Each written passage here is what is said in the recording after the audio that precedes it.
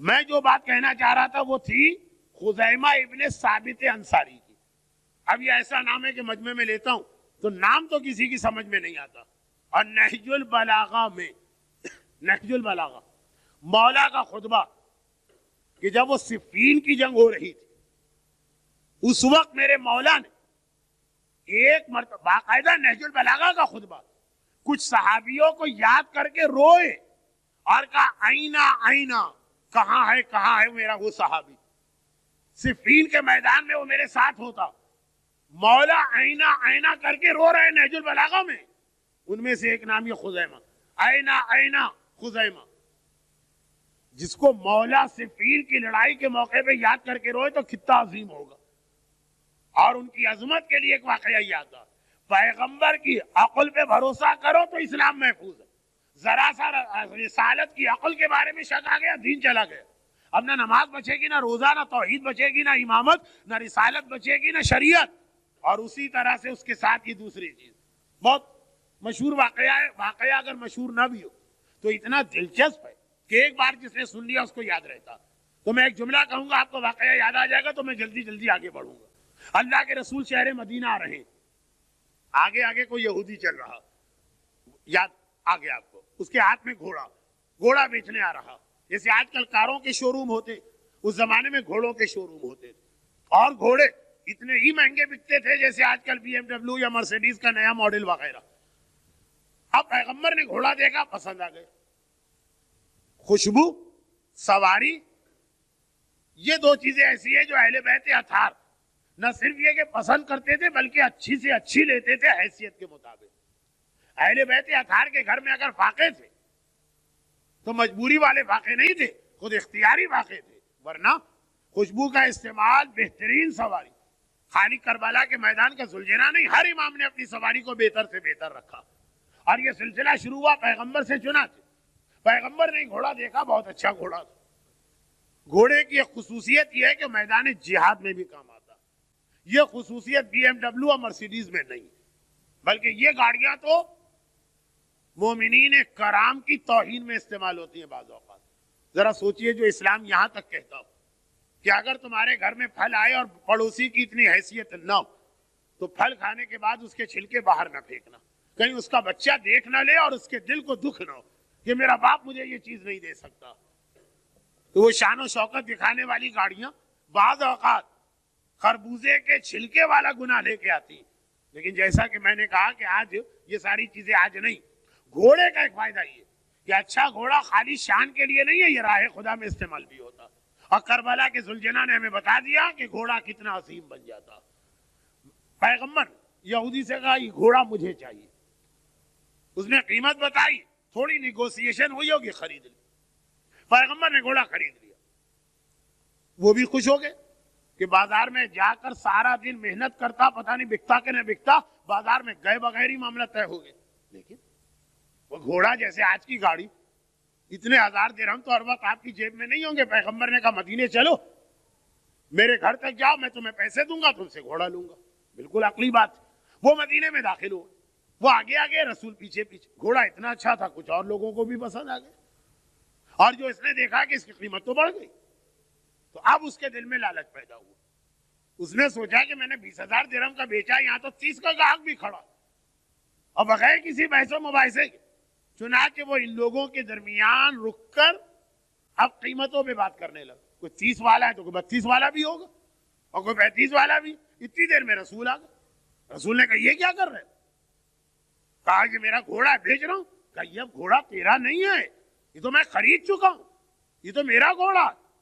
کہا کہ واہ، یہ کیسے آپ نے کہہ دیا؟ خالی آپ نے راستے میں کہا تھا میں خریدنا چاہتا ہوں، میں نے کوئی بات طے نہیں کی تھی. یہ کہا تھا مدینے چل کے طے کروں، مکر گیا ہوں. صاف صاف جب مومنین آپس میں ایک دوسرے کو بزنس میں اتنا دھوکہ دیتے تو یہ تو پھر بھی یہودی جس کا سارا درہم ہی پیسہ ہوتا. چنانچہ مدینے کے بازار میں کہنے لگا آپ جھوٹ بول رہے، غلط بیانی کر رہے، گھوڑا میرا ہے، میں نے ابھی بیچا نہیں. اچھا ویسے یہ ساری چیزوں کی رسول اور آل رسول کی نگاہ میں حیثیت ہی کیا؟ یہ گھوڑا ملا نہ ملا نہ ملا، پیسے کا مسئلہ ہی کیا؟ تو کوئی ایسے ہی مانگنے آ جائے تو گھوڑا فری میں اس کو دے دے. تبھی تو ایک بہت ہی مشہور شعر ہے کہ بلا وجہ فدق کے حوالے سے اتنا کیا، اگر ویسے ہی فاطمہ سے مانگ لیتے تو ایک مرتبہ وہ صدقے کے طور پر ہی لوگوں کو عطا کر دیتی. وہ اہل بیت کے لیے فدق کوئی بڑا مسئلہ تھا. لیکن یہاں اس وقت اللہ کا رسول یہ بتا رہا کہ ظلم کے مقابلے میں ریزسٹ کرنا بھی ضروری ہوتا، ورنہ آج اس نے پیغمبر کو دھوکہ دیا، اتنی ہمت بڑھے گی کل ہر مسلمان کو دھوکہ دینے لگے گا. پیغمبر نے کہا نہیں، اگر تو مجھ سے یہ کہہ دیتا کہ بھائی میں نے کم قیمت پہ گھوڑا بیچا ہے تو آپ یہ معاملہ توڑ دے تو میں توڑ دیتا، لیکن یہ جو تو کہہ رہا ہے کہ بیچا ہی نہیں ہے، غلط بیانی، تجارت کا فراڈ مدینے میں شروع کرنے جا رہا. پیغمبر نے کہا نہیں، یہ گھوڑا میں نے. اب اس نے ایک بڑی عقل کی بات کی. دیکھیے عقل تھا نا موضوع، یہاں پہ آ کے عقل کو قربان کرنا. لیکن کون سی عقل کو؟ ہمارا موضوع تھا رسول کی عقل. اپنی عقل کو رسول کی عقل پہ قربان کرنا، اپنی عقل کو قربان کرنا. یہاں پہ آ کے کون سی بات جو فلسفہ یا احکام بنے گا؟ پیغمبر نے ایک مرتبہ اس سے کہا کہ نہیں، ویسے تو مجھ سے ریکویسٹ کرتا میں معاملہ توڑ دیتا. آپ کو معلوم ہے اس کا شریعت میں ایک نام ہے اقالہ. اقالہ کے معنی ہے کہ ایک معاملہ ہو گیا، سامنے والی پارٹی آج اور کہے کہ بھائی اب ذرا مجھے اس میں نقصان ہو رہا، آپ توڑ دیجئے، تو آپ کا حق ہے، آپ کہیں کہ نہیں، ڈن از ڈن، جو ہو گیا ہو گیا. لیکن اگر اس کی مجبوری دیکھ کے توڑ دے تو روایت یہ کہ جو اس دنیا میں کسی مومن کے ساتھ اقالہ کرے گا، پروردگار قیامت میں اس کے ساتھ اقالہ کرے گا. یعنی دنیا میں مومن سے اقالہ کہ ہم نے دیکھا واقعا ابھی سوچئے پرابلم میں آ گیا تو ہم نے معاملہ توڑ دیا، قیامت میں ہم پہنچے پتا چلا کہ اپنے گناہوں کی وجہ سے جہنم کو ڈیزرو کرتے. خدا کہے گا جو تم نے کیا یہ جہنم ہے، لیکن جو کہ ایک مومن کی مدد کی تھی، اقالہ کرتا ہوں، جہنم کا معاملہ توڑ دیتا ہوں، تجھے جنت عطا کرتا ہوں. یہ حدیث ہے پیغمبر کی، اقالہ. تو خیر پیغمبر نے کہا تو کہہ دیتا تو ٹوٹ جاتا معاملہ، لیکن یہ جو تو غلط بیانی کر کے مدینے کے مسلمانوں کو آئندہ دھوکہ دے گا، یہ عادت نہیں ڈلوانا. اس وقت پیغمبر نے کہا گھوڑا میں نے خریدا. اب اس نے بڑی عقل کی بات کی. اچھا خریدا؟ میں کہتا ہوں نہیں، آپ کہتے ہیں ہاں تو کوئی گواہ لائیے. یہ بالکل 16 آنے صحیح بات، گواہ لائیے. ہے کوئی جو یہ کہہ دے کہ گھوڑا آپ نے خریدا؟ پیغمبر نے مجمع کو دیکھا، کہا کہ مسلمانوں، یہ سارے مسلمان تھے، یہ بتاؤ کہ کوئی میرے حق میں گواہی دے گا؟ اب مسلمان چکرائے، یا رسول اللہ آپ ہی نے تو ہم سے کہا ہمیشہ سچ بولا کرو. اب جب ہم وہاں تھے نہیں تو کیسے گواہی دے؟ یہ وہی بات نہیں ہے کہ کوئی شخص نماز پڑھ رہا ہے، پیغمبر نے پکارا نماز میں، اس نے جواب ہی نہ دیا، دوبارہ پکارا جواب نہ دیا، نماز ختم کر کے پیغمبر نے کہا میں نے 2 بار تجھے آواز دی، تو نے جواب کیوں نہ دیا؟ کہا یا رسول اللہ میں تو نماز پڑھ رہا تھا. تو کہا یہ نماز تمہیں بتائی کس نے؟ یہ نماز تمہیں سکھائی کس نے؟ یعنی مجھ سے زیادہ نماز کے مسئلے جانتے ہو؟ تو میں دیکھ رہا ہوں نماز پڑھ رہا ہے اور پھر بھی پکار رہا ہوں، اس کا مطلب یہ ہے کہ نماز توڑ کے جواب دینا واجب. تو اب اللہ کے رسول کے سامنے پیغمبر کو شریعت سکھا رہے ہیں. یا رسول اللہ آپ ہی نے تو کہا سچ بولا کرو، ہم تو تھے ہی نہیں، ہم کیسے گواہی دیں؟ ٹہلتے ٹہلتے خزیمہ آ گئے. یہ وہ لوگ ہیں جو سپر متقی ہوتے ہیں، رسول سے زیادہ متقی، امام سے زیادہ متقی. خزیمہ ٹہلتے ہوئے آ گئے. بھائی جہاں مجمع لگا ہو آدمی رک جاتا ہے نا، بھائیو کیا ہو رہا ہے، کیا معاملہ کیا؟ دیکھا رسول بھی ہیں. یا رسول اللہ کیا معاملہ؟ تو یہ معاملہ مجھے گواہ چاہیے جو کہہ دے کہ گھوڑا میں نے خریدا. خزیمہ نے کہا میں آپ کا گواہ بنتا ہوں، میں گواہی دیتا ہوں کہ یہ گھوڑا آپ نے خریدا اور یہودی غلط بیانی کر رہا. پیغمبر نے ایک مرتبہ پلٹ کے خزیمہ ہی سے کہا کہ اے خزیمہ تم تھے ہی نہیں تو کیسے گواہی دے دی؟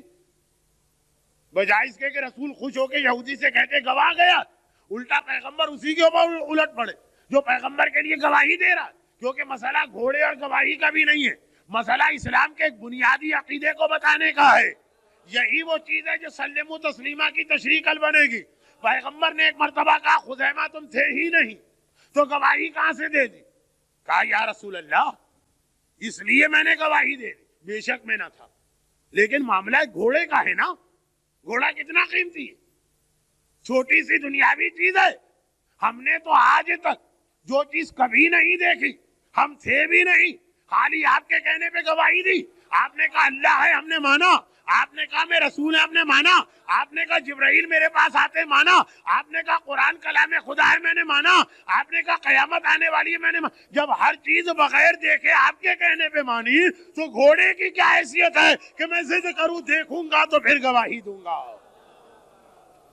رسول نے کہا یا خزیمہ انت ذو الشہادتین، تم ایک آدمی ہو لیکن آج سے تمہاری گواہی ہمیشہ 2 کے برابر مانی جائے گی۔ اصول کیا بتایا؟ اصول بتایا کہ مومن کو پیغمبر کے اوپر اتنا یقین ہونا چاہیے کہ جو وہ کہہ دیں۔ میرا عنوان فلسفہ احکام دین، اور میں نے شروع میں ایک جملہ کہا تھا جو مصائب سے پہلے بھی دہرا رہا ہوں کہ عنوان بڑا گاڑھا سا سخت سا لگ رہا، لیکن اس کا مقصد یہ ہے کہ دین میں جتنے بھی واجبات و حرام جن کے بارے میں بچے پوچھتے ہیں اس کا فائدہ کیا، اس کا نقصان کیا، ان کی حکمت، ان کی مصلحت، ان کے فوائد وہ بتائے جائیں گے، لیکن یہ اصول ذہن میں رکھتے ہوئے وہ یہ کہ اتنا بھروسہ ہونا چاہیے رسول کی ذات پر کہ جو رسول کہہ دیں، اگر ہماری آنکھ اس کی تائید نہ کرے، ہم اپنی آنکھ سے کہے تو جھوٹی ہے، رسول جھوٹا نہیں ہو سکتا۔ ہمارے کان اس کی تصدیق نہ کرے، ہم کان سے کہہ دیں تو جھوٹا ہے، رسول کبھی غلط بیانی نہیں کر سکتے۔ تو رسول عقل کل ہیں، مومن کی ذمہ داری اپنی عقل کو رسول کی عقل کے آگے قربان کر دے۔ کسی واجب کا فائدہ سمجھ میں آئے کہ نہ آئے، رسول نے کہا اس لیے ماننا ہے۔ اور یہی شہید باقر صدر نے ایک جملہ لکھا اور آج کی مجلس تمام فرماتے ہیں شہید باقر صدر کہ اللہ کا رسول جو شریعت لے کے آیا اس کے ہر حکم میں کوئی فائدہ اور ہمارے لیے، مگر اللہ کے رسول نے یہ فائدے جان بوجھ کر بھی نہیں بتائے تاکہ یہ تو پتا چلے کہ وہ کون ہے جو شریعت پہ اس لیے عمل کر رہا کہ رسول نے کہا ہے، اور وہ کون ہے جو اس لیے عمل کر رہا کہ اس میں فلاں فائدہ ہے۔ فائدے والا عمل تاجروں کی عبادت ہوتی ہے، ادھر سے ملے گا تو ہم دیں گے، اور مومن تاجروں والی عبادت نہیں کرتا ہے، آزاد لوگوں والی عبادت کرتا ہے۔ رسول کو رسول مان لیا، فائدے کی بات کریں تب بھی عمل کرنا ہے، نقصان کی بات کریں تب بھی عمل کرنا ہے۔